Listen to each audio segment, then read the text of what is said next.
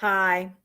Have you ever awakened, either literally or figuratively, and thought to yourself, this is not cutting it anymore? I am no longer happy if I ever was or were in this job. It is no longer fulfilling to me. Oh my gosh, I've got to get off. I've got to get off this hamster wheel. And then you think, oh my, now what? What am I going to do now if I'm going to not have this job that has been my mainstay for the last number of years? Now what am I supposed to do? Or perhaps it wasn't even your decision. Maybe you were right-sized, downsized, aged out, and then you had the same question. Now what am I going to do? Well, I've been there. I have totally been there.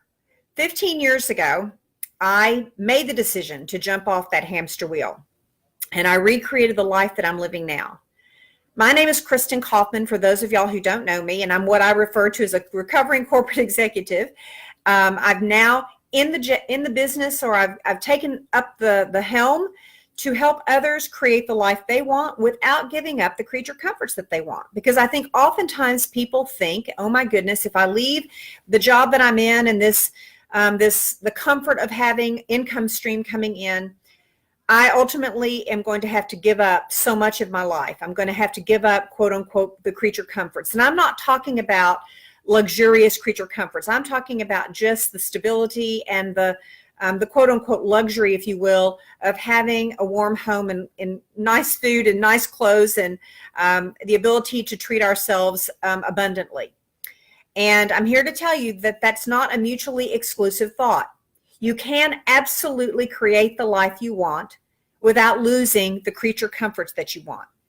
So if you've awakened either literally or figuratively and realized that you are not in the role or the job that you currently want to be in, it's just not doing it for you anymore, I have 4 thoughts that might help stimulate you either to reframe where you are or possibly to have the courage and take the initiative to detour or pivot into a new role or a new job. So the first question is, or the thought is, get in touch with what it is you really want. So what's missing? For me, I loved what I did. I loved being a corporate leader for many, many years. I woke up one day though, and I think it was a combination of a lot of things. I have never married. I've been close several times, but I've never married. I was not able to have my own children. So really my career became my primary focus in life. And I realized about, give or take 15 years ago, that this is not what I wanted my life to stand for. I wanted my life to stand for more than just running a large business unit and creating revenue for somebody else. I wanted to make a contribution that was above and beyond myself. And so I had to get in touch with what that looked like. And what was it that I always wanted to do? And one thing as a little girl that I always wanted to do was to write books. I always wanted to be a writer.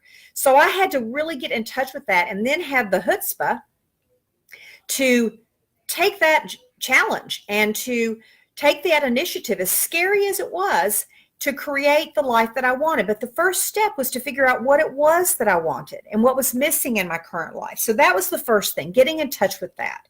The second thing, I'm looking down because I made a couple of notes. I wanted to make sure that I didn't leave anything out. The second thing was, what was holding me back? So what was holding me back? Well, fear was holding me back. I was scared of not being able to replace that income that I was making through a long 25-year plus career in corporate America. And I had really worked my way into a position that was relatively lucrative and certainly comfortable. And I had to risk losing that. I had to risk losing that. That was scary. And that was what was holding me back. Frankly, I also needed group health insurance. I have been sick twice. I was not insurable. This was long before Obamacare. So I had to get in touch with, okay, if I'm not going to be able to have health insurance, what are my options?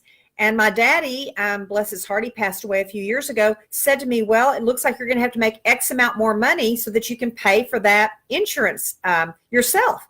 Well, once I got it down to that, hey, Johnny, once I got it down to that level, then I could actually deal with it. So the second tip is, what is holding you back? try to get as granular as you can, because you know what? Nothing is insurmountable. Whatever it is that's holding you back from creating the life that you want, once you start knocking down those bowling pins, you can ultimately get there. I know. I'm proof. And believe me, it was not always easy. It was scary, very scary. But once you take that initiative and then you start seeing your vision become a reality, that just gives you even more fuel to continue down that journey. And then the last question that I would ask yourself, I certainly had to ask myself, what is the absolute worst thing that can happen? Well, the absolute worst thing that could happen is I fail. I wasn't going to ultimately make it as an entrepreneur, or, oh my gosh, I'm going to have to go back into corporate America. And I will tell you, that can either be a catalyst or a paralyzer. Fear can either be a catalyst or a paralyzer. And when you think about what is the worst thing, frankly, I did not want to go back to corporate America for 1,000,001 reasons. So that became a catalyst for me to work and run as fast as I could to create the life I really, really wanted. And then knowing, worst case, if I did fall and skin my knees, I would pick myself up and I would go get another job. Okay. But once you look the tiger in the eye and you call it out, that that's the very worst thing that can happen to you, then for some reason, again, you can wrestle it to the ground. I know, because I've done it. And believe me, I had so many dadgum people think I had lost my ever-loving mind. I left my corporate career at the top of my field. And I had people thinking that, oh, she has gone bonkers. Kristin's just completely gone bonkers. But I had to be true to myself. I had to be true to Kristin. What did Kristin ultimately want in her life?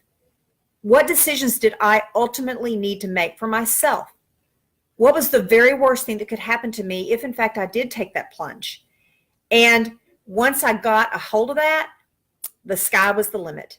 And the sky can be the limit for you too. So if you are watching this video and you have thought to yourself, wow, it ain't working for me anymore, this current role I'm in, or it was working for me at one point, but I'm burned out now, or it's no longer fulfilling for me, or perhaps things in your life has changed and you want to spend more time with the people you love. You want to be in control of your own time. You want to have the flexibility to create freedom, whatever freedom means to you, financial, time, etc. Then my challenge to you is to ask those 3 questions of yourself. What's missing for you now? What is it that you would like to ultimately create? What is holding you back? And then finally, of course, what are the next few steps that I can take to create the reality? And the worst thing that could happen to me is X. And if you can do that and be honest with yourself, you can create the life you want. And no, you do not have to give up the creature comforts that you want. So again, my name is Kristin Kaufman, and my charge is to try to help people lift the veil on how they can indeed create the life they want. It is not defined by societal expectations or standards. It is defined solely by what you want in your heart and how you want to contribute in this life. And you know what? You can make it happen. Okay, make it a great day and comment below. I would love to hear your thoughts.